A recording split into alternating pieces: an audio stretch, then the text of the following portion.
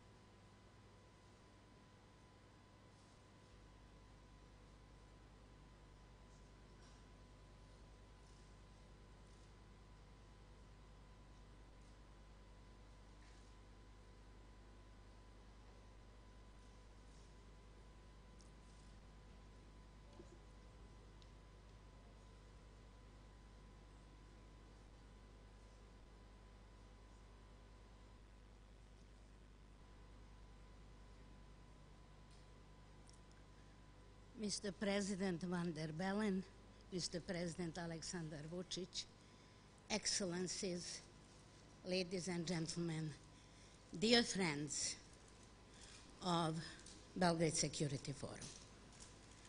It is a great pleasure and honor to greet you all again, many of you again, at the 8th Belgrade Security Forum.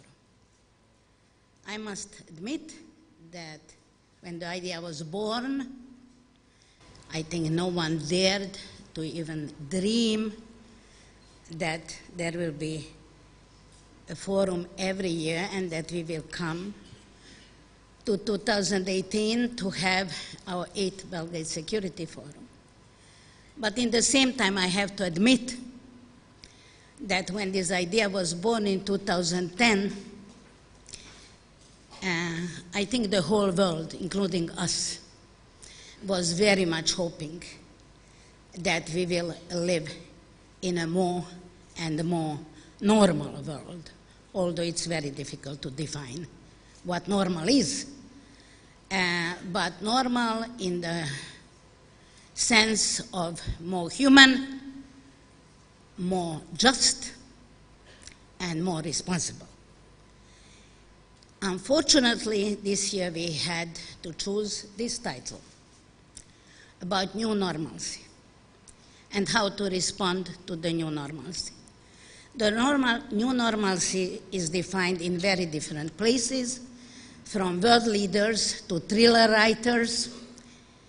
I can't go into it now, but I can do one thing, to try to explain you why we chose this title, which is a quite activist title, I admit.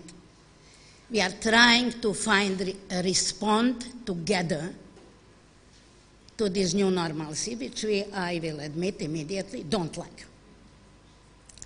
We don't like that so many people live in poverty. We don't like that so many people feel insecure and have no idea how the future of their children will look like. We don't like that new conflicts are emerging by day. We don't like many, many other things. But I would like now to focus on our own region. Although the Belgrade Security Forum was and is led by the idea, by the mission to be part of the global debate and to bring the global debate home, this time I will allow myself in these few words of greetings to focus on our own region. And I must say I am very inspired with the sessions I participated in the whole day yesterday. Inspired to say that we are still the lucky ones. When you compare the situation with the Middle East, you see how our region is so close to closure of the tensions and problems it is faced with. We only need a will to do it. And this is why we have this activist response.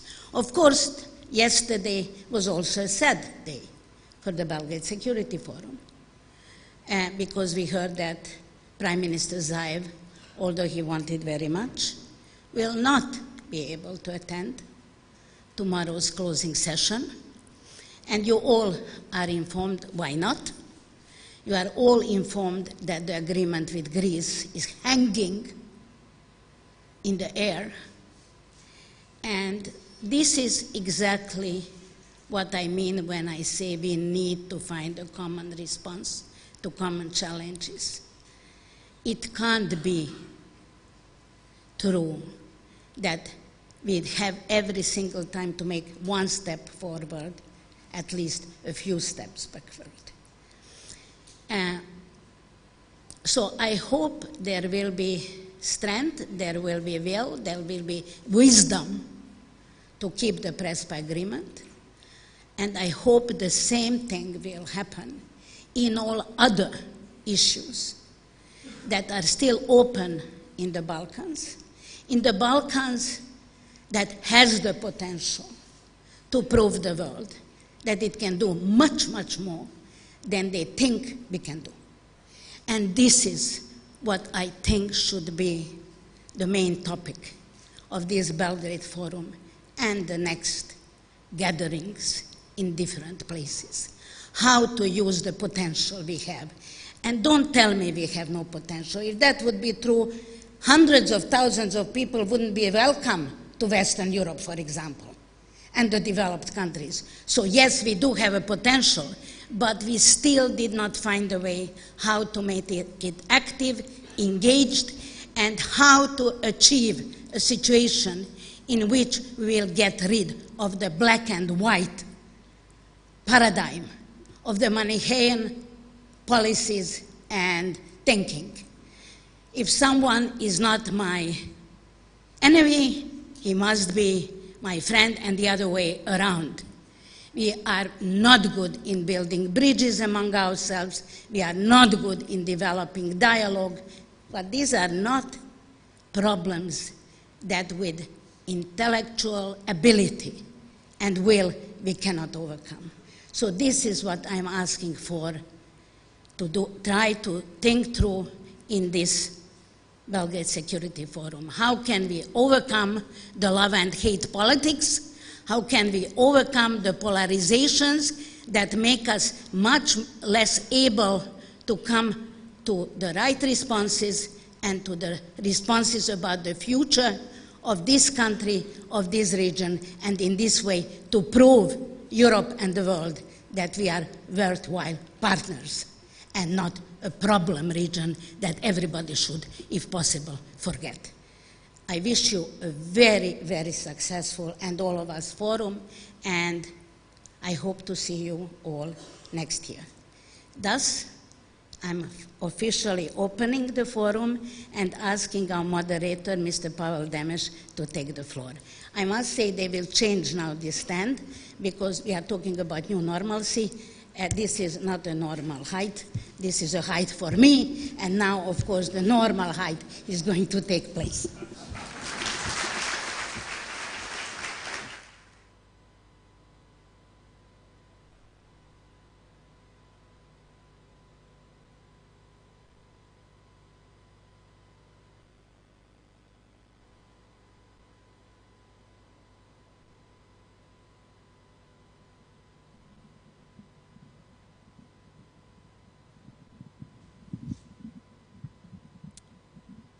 Mr. President, Excellencies, ladies and gentlemen, it's really a great honor and privilege to moderate this opening panel when a person like Sonja, with that energy, dedication and determinism, is inviting you to moderate. One can hardly say no.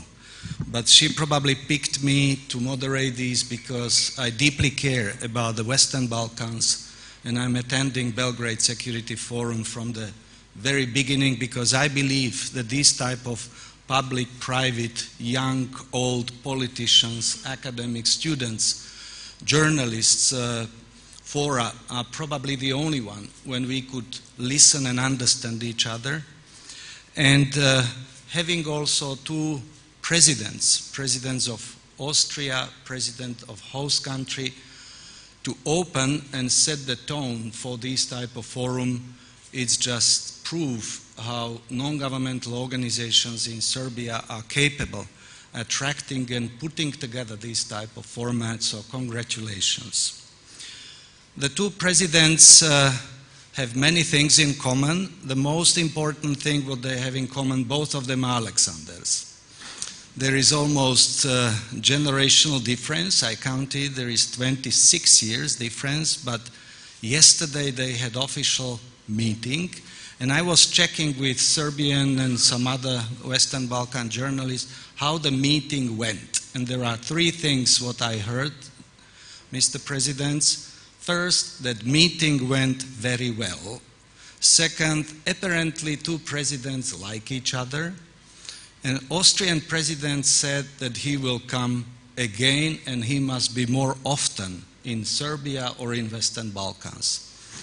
With this, I'm not going to any further, but just to say how we will go with this opening panel. First, we will have 10 minutes introductory remarks by both presidents, starting with President Aleksandar Vučić. After that, I will invite to podium President Aleksandar van der Bellen. And then we will be sitting and having about 30 minutes where I will be trying to ask them questions, some of them which were generated yesterday at panel Balkans 2025, but several others. So altogether we have 20 minutes for prepared speeches and 30 minutes for Q&A. With this, may I ask you, President Vučić, if you would take the floor.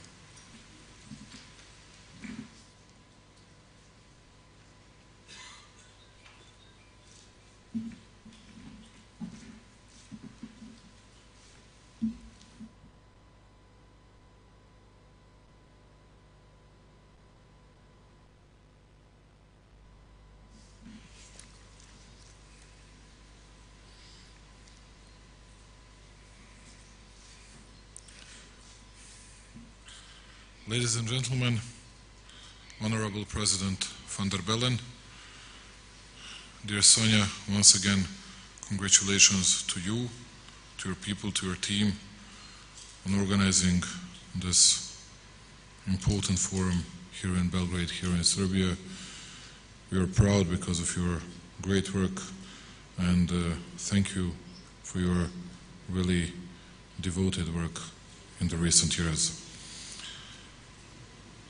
This gathering once again unambiguously confirms the importance of issues of security, preservation of peace and stability, and in that regard, exchange of ideas and opinions on how to make the region, Europe, but also the world safer and more stable. I firmly assure you that the Republic of Serbia remains decisively committed to cooperation and that it continues to the extent possible contributing to the resolving of open regional issues and other disputes, acting thereby as a predictable and reliable factor of stability in the region. This is a very nice speech. I read it yesterday evening and today morning, but it was written by someone else. There's a reason why I'm going to speak without reading anything. I wanted to say, you see now, my advisors are killing each other right now, and wanted to say, President van der Bellen, once again, thank you very much for coming to Serbia. I'm really honored and privileged to have you here in Belgrade because I had a chance of learning many things from President van der Bellen, and I hope that he's going to come more often to Serbia, because there are so many Serbs, including me, going to Vienna on a monthly basis. He can come at least twice a year to Belgrade. I would like to stress only two important issues. One is the situation in the region of the Western Balkans and all the fears that we are facing with. I'm speaking mainly about Serbia, but not only about Serbia. After the failure of a referendum in Macedonia, after the elections in Bosnia and Herzegovina, I dare to say that we need to have stronger role of European Union, otherwise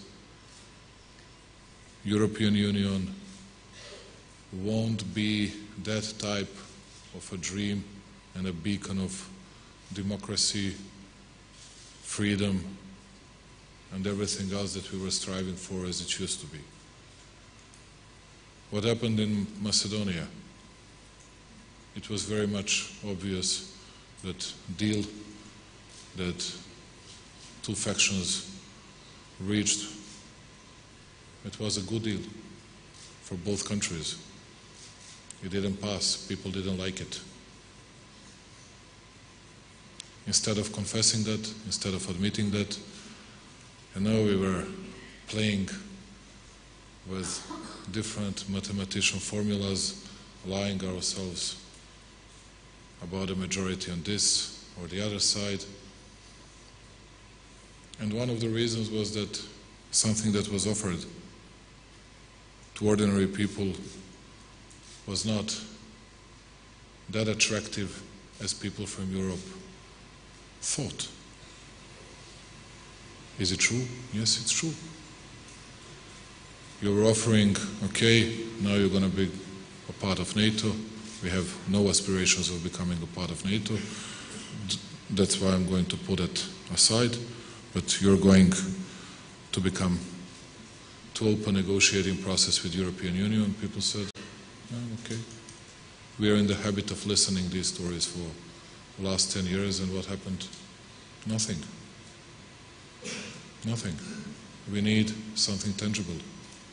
We need something that people in that country will see with their own eyes, will feel in their own pockets, and I think that that was something that was missing. And bringing all the people, all different people from European Union, that was great support. But as you can see, even that was not enough. Which means that we need to offer something substantive to all the people in the Western Balkans. Which means that it has to be, when someone says something, it has to be reliable promise, and it has to be reliable deliverance. When you say to someone, okay, if you fulfill that, then you're going to be a member of EU, then we're going to open more chapters, then we're going to do this or this, it has to be fulfilled. And people need to see it. Do you really think, when we speak about Serbia,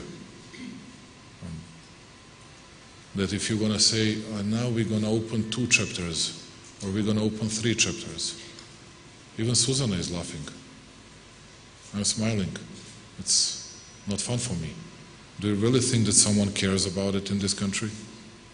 Do you really think that it's the real news for the people here? No, it's not.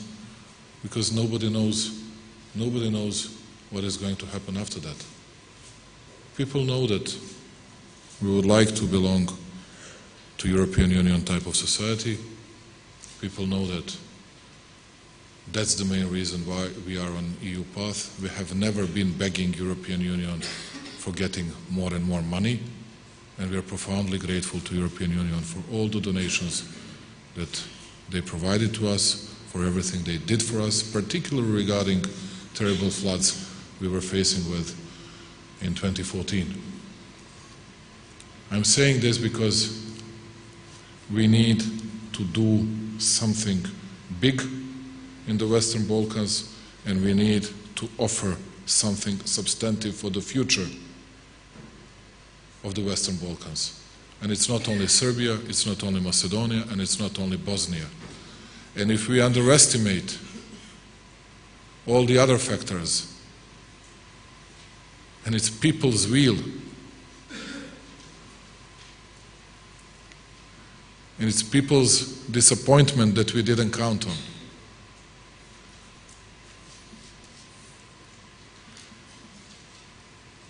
I'm very much afraid that we'll be able to keep stability and tranquility in the next 10 and 20 years. But just to end, because I see it's 10 minutes has just passed,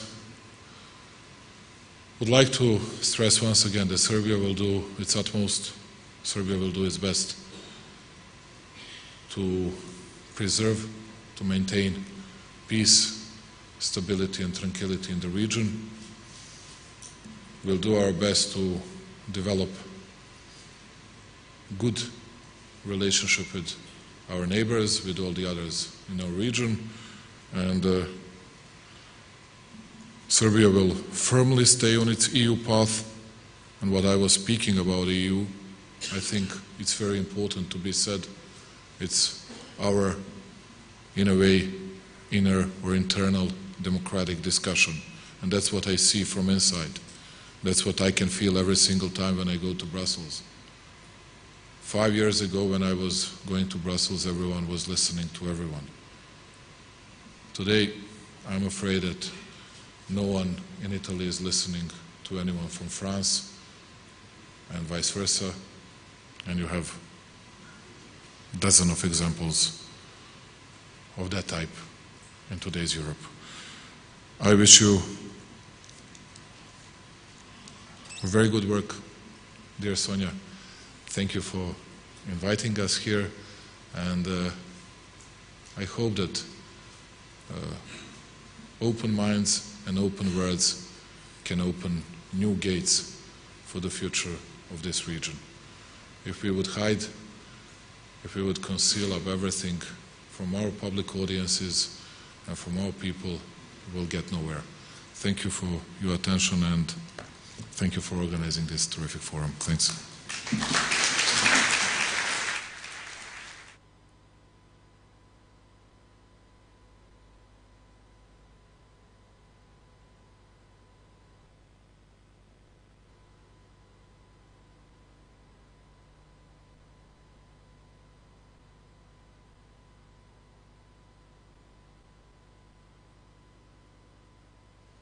Okay, so thank you very much, President Vučić, and now I would like to invite to the podium President of Austria, who is not only President of neighboring country or President of Austria, but he is President of EU.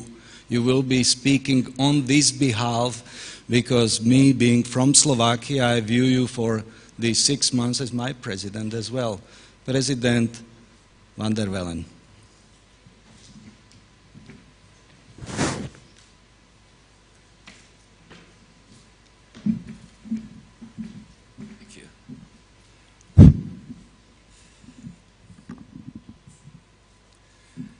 Dear Mr. President, dear Mrs. Licht, Excellencies, dear ladies and gentlemen,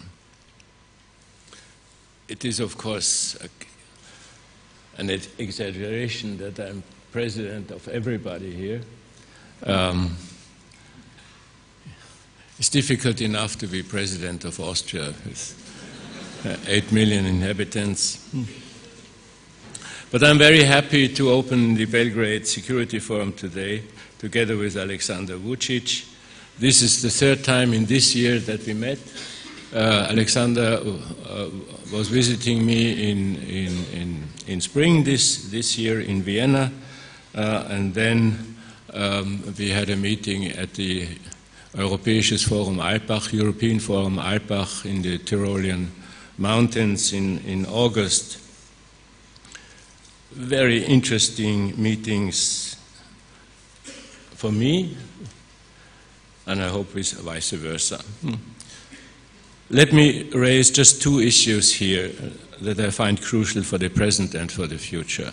My English is not as good as that of Aleksandar Vučić, so I stick to my paper, more or less. My first point is making the Western Balkans a part of the European Union needs courage and vision on all sides, on the side of the candidates as well as the side of the present member states of the Union.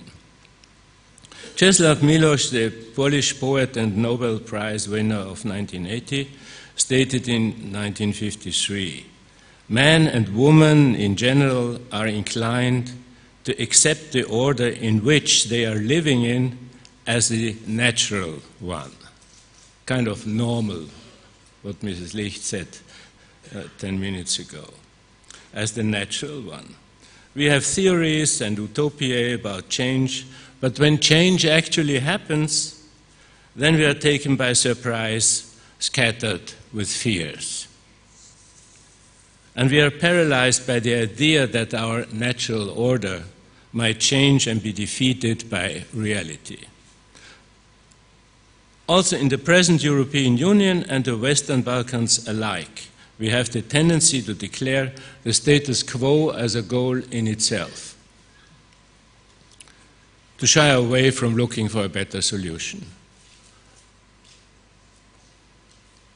I don't want to have any misunderstanding here. I'm not lecturing you in the Western Balkans, not at all. I know all the problems of the present European Union too. But I'm here, so we're mainly talking about the Western Balkans, but that does not mean that I know better than you do what there is to do and what is not to do. The countries of the Western Balkans have seen considerable political and economic changes. You have seen challenges in the last 30 years, including wars, economic depressions, emigration, and serious demographic changes. But as these countries, including Serbia, have undertaken reforms, sometimes difficult to digest, sometimes very difficult to digest in social and economic terms, the perspective to join the Union has become realistic and viable. For several years there has been something like an enlargement fatigue on the side of the present member states of the Union. But this has changed in, let's say, at the end of last year and the first half of this year. Now we are seeing something like a backlash, for instance, in Macedonia. Nevertheless, I stay optimistic. In recent months, politicians of Serbia and other countries in the Balkans have taken a courageous look into the future. They have realized that without a vision and a dialogue about this vision, there is no future. And it needs a vision to look beyond the so-called natural order, for instance, in which Serbs and Albanians have been living for decades. Again, I'm not lecturing you. In Austria, we had our own problems, for instance, with the so-called minority, Slowenisch sprechende Minderheit in Kärnten, the minority in Carinthia that we have,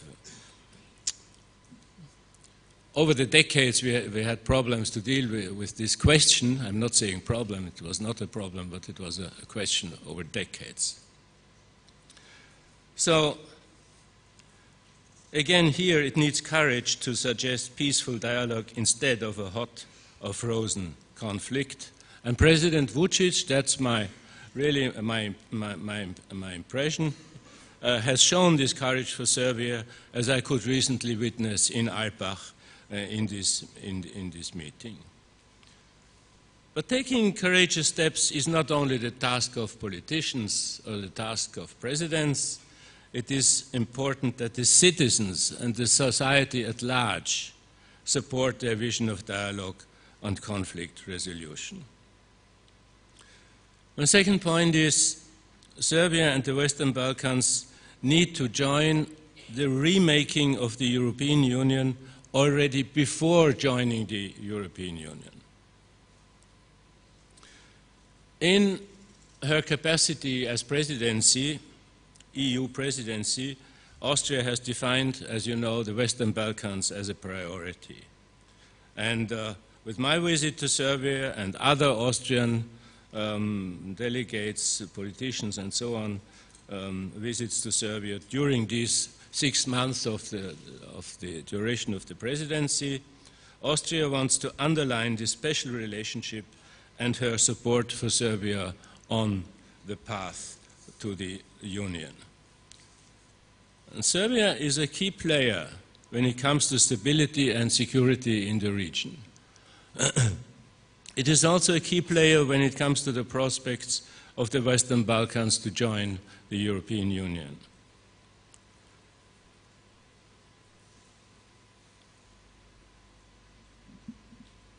What I'm now adding is self-evident, but I'm supposed to say it anyway.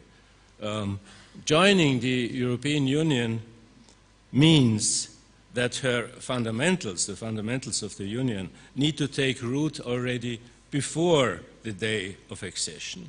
For instance, bilateral issues, border questions, conflicts should be solved, reconciliation within one's borders and beyond those borders should be sought, and obstacles to trade should be abolished, and so on, and so on. You know all that.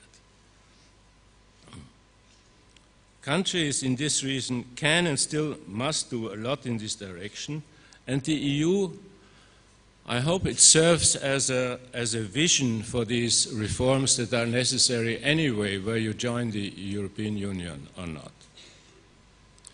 What is important for me is to emphasize the following. The idea that nation states do better on their own than in close cooperation, I think, is simply old-fashioned and wrong.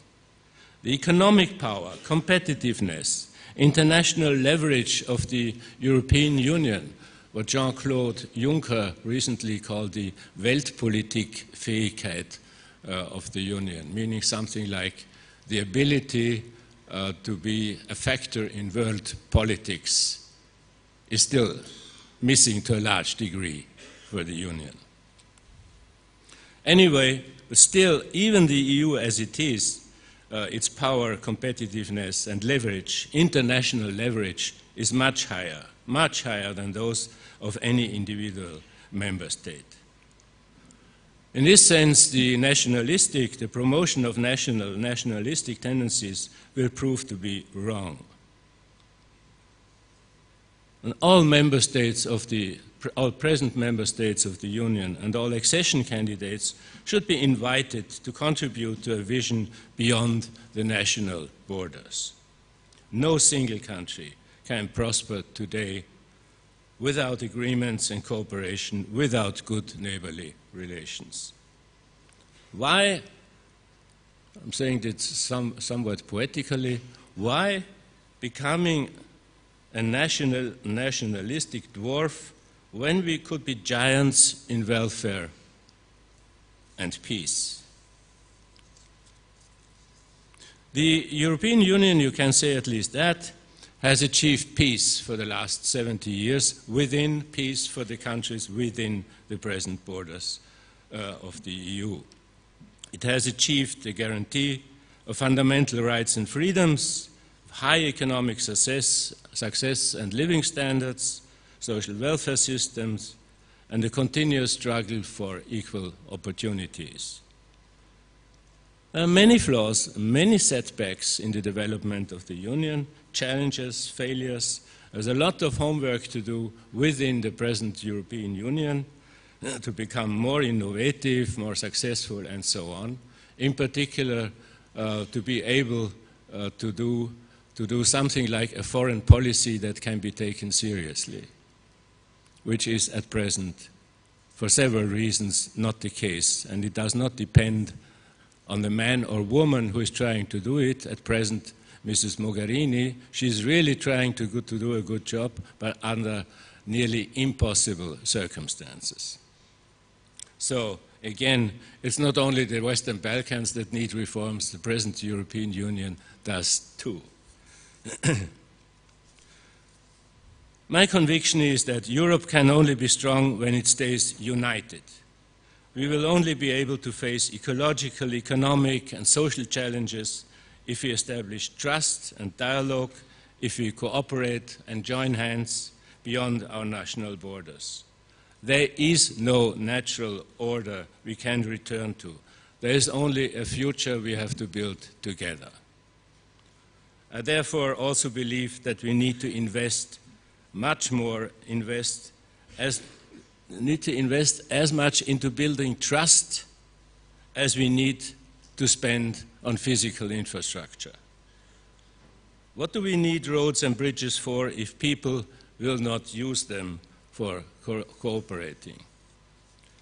President Vučić, make my final words, has undertaken many important steps into the right direction in suggesting better regional, economic, and bilateral political cooperation. And Serbia has an important part to play in fostering these efforts. We have witnessed remarkable progress and commitment in the region, and we all, and I emphasize all, including the present member states of the Union, we all need to build on this. Thank you very much for your attention.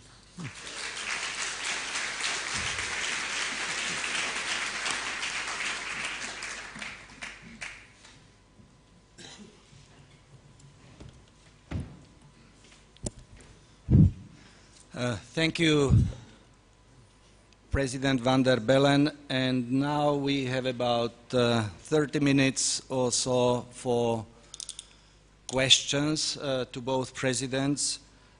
President Vučić already showed that he spoke his mind, because I thought that he will have prepared speech, but he didn't have prepared speech. So for that reason, I will just pick first question from what you said, Mr. President, that you would like to see stronger role of EU in the Western Balkans. Could you elaborate on this? Because also in the light of yesterday's discussion on Western Balkans 2025, this issue of clarity and boldness in EU's approach towards Western Balkans resonated across panel of experts. But to be more specific on that, people were arguing that there is a problem with judiciary in these countries. Where would you see stronger role of EU to improve judiciary in the Western Balkan countries, Serbia among them? Once again, honored to have a chance speaking to you.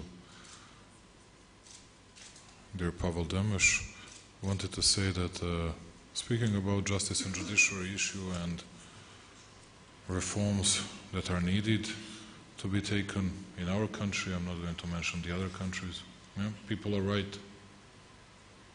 People are very much right, and that's why we do together many things with OSCE, with European Union. That's why we sent our constitutional amendments to Venice Commission. We got their final opinion, and I think that we'll go with this proposal to the Parliament as soon as possible. It's about days or weeks, not about months. There are many other things to be done. I'm certain that we'll do it. But just to add on this, I do admit that situation, it's not only that it's not perfect, it has to be very much improved. But is it everywhere in Europe better than here? I wouldn't bet on that. Because speaking about human rights, speaking about free press and everything else, there were some claims even that in Serbia would be the first country in which someone would kill journalists or something like that. Then we saw several countries, European Union countries or EU candidates, where very prominent journalists were either killed, either wounded, but none of these countries were Serbia, or was Serbia. Well, you know, we are in the habit of red herring and hypocritical approach towards this region and towards our country as well. It means we have a lot on our agenda. We need many things to improve. We need to invest hard work into that. We are far from being perfect. We are not Germany. We are not France. We are not Denmark, Netherlands. We are very much away from mentioned countries. But to tell you the truth,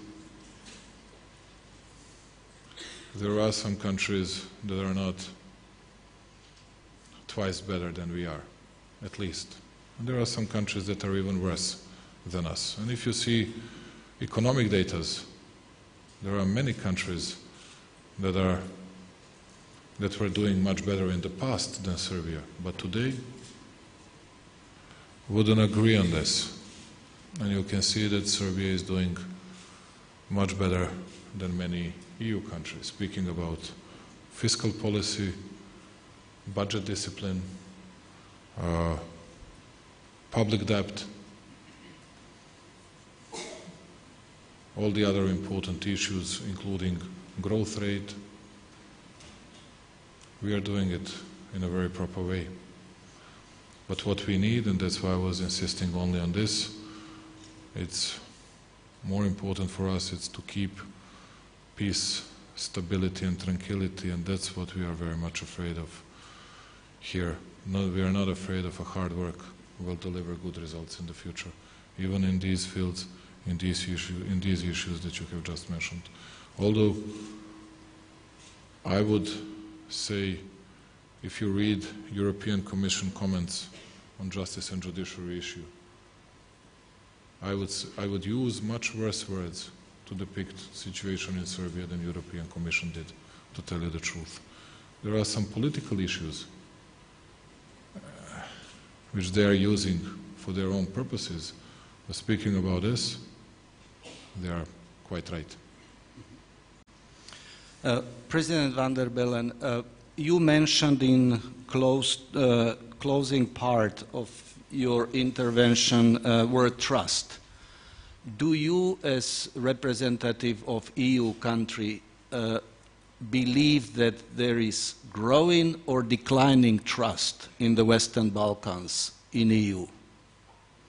And if you could comment as attached to this question, whether not giving status to Macedonia, like candidate status, was manifestation of trust or lack of trust?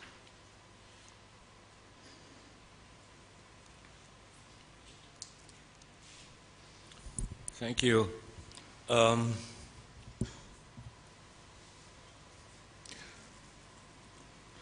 Building up trust or not.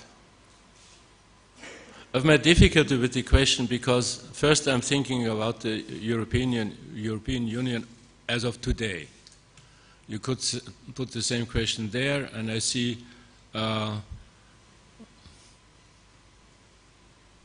in general I would think that trust is not building up, it's going down for a number of reasons. The Brexit decision of the majority of the British voters couldn't have happened if they had trust in the development of the European Union. I think the decision was wrong and a historical mistake, but it was their decision. And obviously they didn't trust in their future in the Union, at least not as much as they believe in the future of the United Kingdom going it alone. In Austria, the recent polls show that the trust in the European Union as such is increasing. About 70 or 80% of the people think that's a good thing to belong to the European Union, and a very small minority thinks that it would be better to leave the Union. You know, there's a difference in criticizing the Union as it is, but if you ask people, and do you want to copy the British decision? No, they don't want that. They want to criticize, but they don't want to leave the Union. In the Western Balkans, I mean, it's obvious that some things do not run as one would think that they could. For instance, the conflict between Slovenia and Croatia, both EU members, by the way, nobody understands what it is really about. I mean, I'm putting that somewhat cynically. The question of the name of Macedonia, when I was still in Parliament in Austria until 6 years ago or so, I had regular meetings with a friend from the diplomats that was the ambassador from Greece.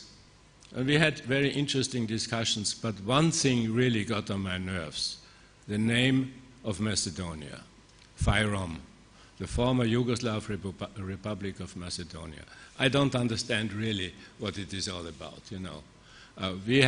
But on the other hand, you know, things take time.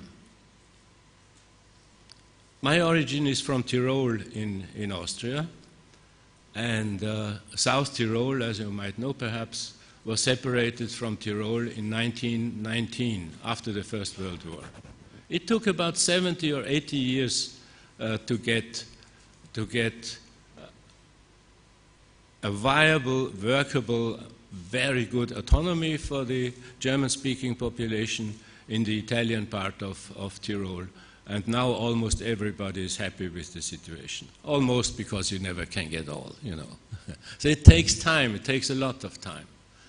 The war in the post-Yugoslavian war is only, what is it, 25 years back, something like that? And it's a very short time historically, really. So we shouldn't be surprised that things, that the wounds to heal takes time.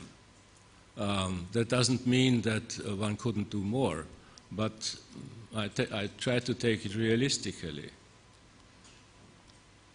Also, I'm very cautious because, you know, as an Austrian, I'm privileged. I'm very privileged because after 1945, after it was possible to get an agreement with the Russians and the treaty of, with the Soviet Russia at the time, of 1955, Austria was fairly independent, except from some questions we had to accept the veto of Soviet Russia. But economically, politically, we were fine. So it is not surprising that Austria and Serbia have approximately the same population, at the size of the population, but GDP of Austria is 10 times higher than Serbia. That doesn't show that the Austrians are genius. It only shows that we are privileged as far as the economic and political development after 1945 is concerned. And I'm sure the Serbs can have exactly the same GDP per head as the Austrians, but it takes time. So I trust in that. Whether when we meet in 10 or 20 years and we look back, whether we then see the mistakes we make today is a different question. But for the moment, I'm optimistic. For the moment, I believe the Western Balkans do fine, given that the war is only 25 years back. It could be better, but you have to expect that things take time. I'm full of admiration for the things that go well here, you know, because you could expect many things that go wrong. Is that an answer to your question? Within limits of President, yes. President Vučić, how are Americans doing in Western Balkans? When we started, when Sonja and her team and colleagues from other NGOs started to organize this, there was almost commonality between approach of European Union and United States, believing in development of democracy, rule of law, helping transition of these countries and bringing them to the Western sphere of influence. Are Americans doing better than European Union? Are they more clear in their objectives in Western Balkans? How would you compare these two? I'm not the very best person to make comments on this. There are bigger fans of US in our state leadership. But rationally speaking, we have good relationship with US. They started to listen to us at least. We have different views on Kosovo issue.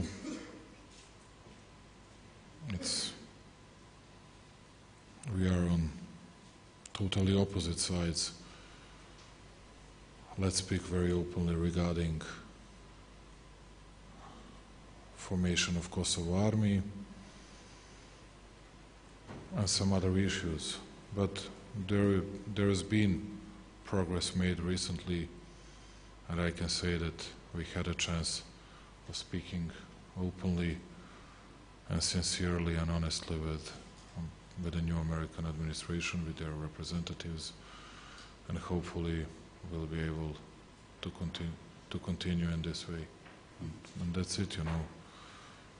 You can say that, some people might say that we act from time to time as an elephant in a glass door. You can say more or less the same for American policy, but I see that we need to work with them. They are the real superpower. We are small guys from the Balkans, and we are okay when they want to hear us, when they want to listen to us. I don't have huge expectations, but I have some hopes. That's what I can say as a president of Serbia. What we need, and just I think that my statement, introductory statement, was very clear. Speaking about European Union, I do acknowledge that there are many people within European Union that have been taking a lot of efforts into creating and making better atmosphere between Western Balkan countries and territories and the European Union, but it's not enough. It's not enough, and if I may intrude into President van der Bellen's question, you see the difference. In, let's say, 2001, 2002, you had support for NATO 32% in this country. Today it's 4%. You had support of 80% for the European Union. Today it's around 42, 43. Anyway, if there would be a referendum, we would get 55. I'm not saying that that's in jeopardy, that's in peril. No, it's not. But people that are advocating our EU path, including myself, are doing that because they're doing it in a rational way and they see it as a rational solution. It's not anymore a sort of a dream. It's not anymore something that people cannot wait of seeing the results or finding a final date of accession or something like that. No, it's not the case anymore. And I remember Berlin conference in the capital of Germany 5 years ago. We all had, I remember my talks with Edi Rama, we all had great hopes.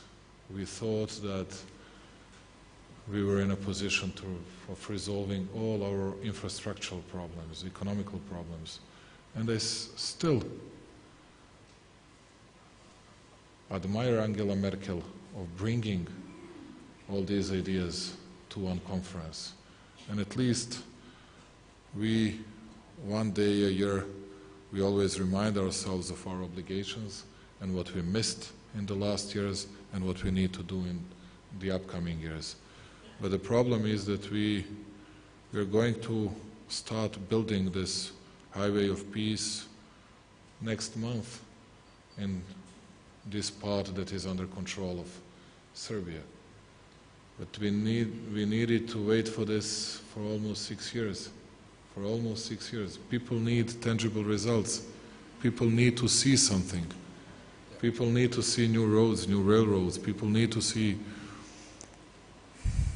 We are not asking for more money from European Union. Although I saw some EU countries always fighting only for money, and I witnessed that several times. We have never ever asked for that. What we were asking for, that was a sort of mutual respect.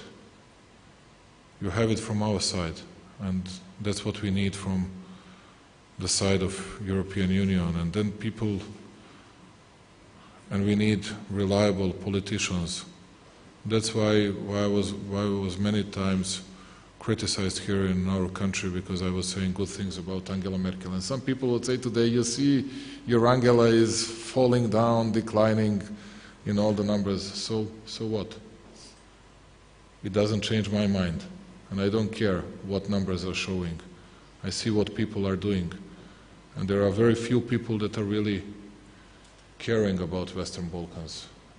Very few people that are really listening to the people of the Western Balkans. And I know that we are small guys. Who are we, you know, as President said, 40 billion GDP. It's nothing. It's really nothing. It's twice and more than that worse than Slovakia, you know. It's nothing. But now we started in the recent 2-3 years we started improving our growth rates, our public debt ratio, GDP ratio, and everything else. It's just a start. We still didn't reach the level of our GDP before 1990. It shows how terribly we were hit with all the wars, with all the crises we were facing with in the last 30 years.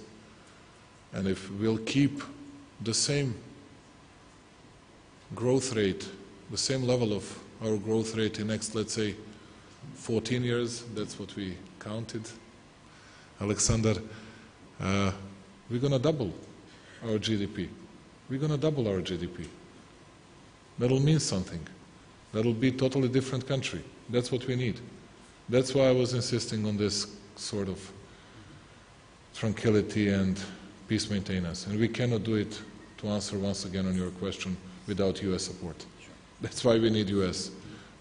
It doesn't matter whether they like us, whether we like them or not. I don't care whether they like us. And they care much less whether we like them or not. But it's important to talk to them, it's important to find common solutions, common denominator in some important issues. That's what we need to do, and that's our job. Without US reaching solutions in the region, without Russia, without European Union, and we need and we are striving to do our job under the roof and under the auspices of EU, of course. But if there is someone that might say you can do it without Washington, come on, this is absolutely impossible. That's why we need America, and that's why I'm begging Americans just to take care of all important issues in this region in a way that will keep stability and tranquility. Excellent. So I think, Sonja, you got new hint that you can contact Melania Trump, that for next Belgrade Security Forum she could come with her husband for opening plenary. Last question, just concluding question, because Pavel, she's from this region. I'm not certain that she's craving or that she's very eager of coming here. Anyway. But Sonja doesn't have any limits, as you know, so she may approach White House. President van der Bellen, you were formerly professor. There are many students in the room, and there was already talk about that so many young people, many talented people are thinking about leaving their homelands in the Western Balkans. What would be your message to them? Come to Austria or stay and build your homes.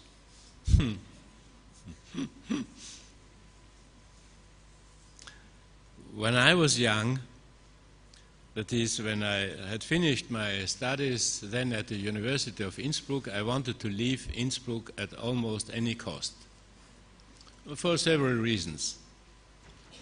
I mean, it's a nice town, it's a beautiful country, but if you stay there all your life, I thought at the time, I have to leave. So I was able to go to West Berlin at the time. I had a contract there for 3 or 4 years and then had to go back, and was lucky enough to get a job at the University of Vienna. But at the time when I was young, I would have taken any job for some time, not permanently perhaps, but for some time to go abroad. I remember I was applying at the American universities. I wasn't successful there. I even applied in Africa, I think in Uganda. I was successful there, but then I didn't want to go. So, you know, young people, it's their decision. But I realized that it's a problem for the whole region. The demographic development in Bulgaria, in Croatia, in Serbia, I heard, the number of the population is shrinking, and this is exactly the opposite from the Austrian situation, where the population is increasing every year, even without the migration waves from 2015-16. So, what right do I have to tell a young woman, a young man, stay in your country, otherwise I'll be, I don't know. Yeah? Very good. Okay. Last question, because our time is coming to the end. President Vučić, would you like to go to history of Western Balkans that you resolved Serbia-Kosovo dispute? We say it here, Belgrade-Pristina, because according to our constitution and according to Slovakian current politics, it's Belgrade-Pristina, it's not Serbia-Kosovo. Yeah.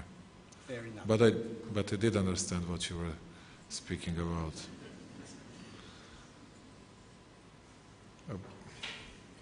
It's not about history, it's about future. 4 years ago, when I became a prime minister, we were facing the real bankruptcy of our state fiscal system. People were asking for pensions, bigger public wages, and we couldn't afford it. We were really close to bankruptcy. The level of deficit was almost 8%, like today in some regional countries. And we knew that we needed to start reforming the country from the very beginning. And we, within few days, we did a reform of labor law. We passed a new, very flexible and modern labor law, retirement age reform, pension reforms, new bankruptcy law, and we cut public wages and pensions. You can imagine how difficult that was. I was asked even by President Putin how we did it in such a short period of time. And I said to him, we did it all together, 5 days, and that was it. If we were waiting for a longer period of time, we would never be able of doing and delivering anything in the future. And that's what we were doing. That was something for the future of Serbia. And today you can see it. Today people are discussing whether we're going to increase salaries 7 or 10 or 12%. There is a room for that. Whether we're going to increase the level of pensions 5, 7 or 10%. There is a room for that. And people see the hope at the end of the tunnel. I am getting back to Kosovo issue.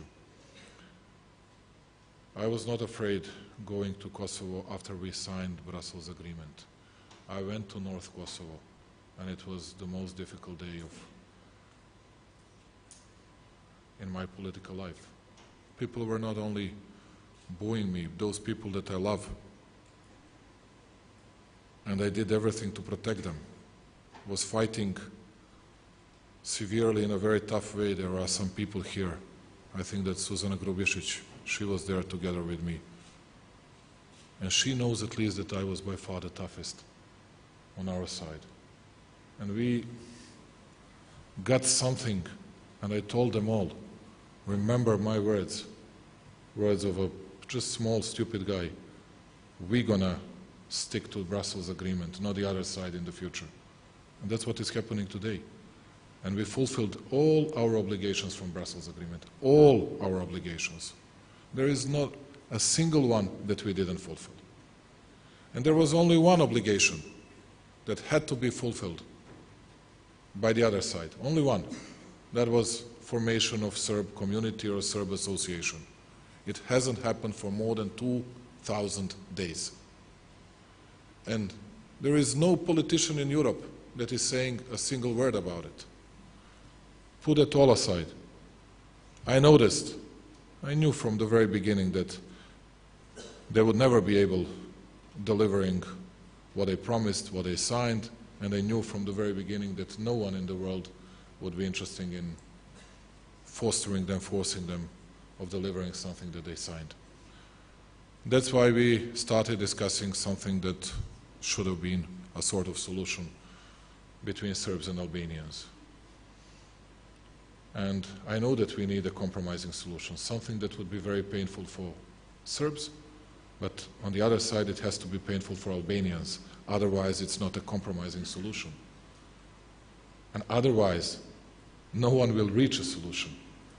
And what we were doing here, I was lowering the popularity of party that I'm leading, my own popularity, lowering an expectation of Serbian people. I was doing it on purpose. On the other side, all the others in Kosovo were expanding on a daily basis, expanding an expectations of Albanian people. And everybody was monitoring that and saying nothing. And that's why I'm very much afraid for the future of the region. Am I ready to discuss the real compromise between Serbs and Albanians? I'm always ready and will always be ready, but not because of my role in Serbian history, but because that would be nice, but it's a sidelined issue. Most important is, and I partly agree with the word of Cooper yesterday, he said it here, I think, we need to find this solution. Doesn't matter whether we're going to find this solution within a year or within 5, 10 or 15 years. The sooner, the better. Otherwise, I'm not certain that we'll be able to fulfill everything about our GDP rates and everything else that we have just discussed. It's not about my courage. I won elections 5 times in Serbian history with the biggest margin ever. I was not waging a single war, had more votes and bigger popularity than Milosevic and Koštunica have ever had. For 5 times, not once. Did everything that I personally needed. I want to deliver the very best results for my country. That's what I owe to Serbia. And that's why I'm fighting for peace and tranquility in this region. And I'll carry on with this. And I know that we need peace between Serbs and Albanians because Serbs need it and Albanians need it. I'm certain that there are many Serbs that don't understand it, and even more Albanians that they don't get it. But if we'll be able to form that axis of peace in the future between Serbs and Albanians, that'll be the new future, and then we can become an engine, the real engine of European growth. And I hope that people will understand that one day, and I'm ready for that. Thank you. Thank you very much for this very sincere answer. With this, I would like to close our opening panel with 2 remarkable speakers, President of Austria, Aleksandar van der Bellen, and President of Serbia, Aleksandar Vučić. Thank you very much, gentlemen. Thank you.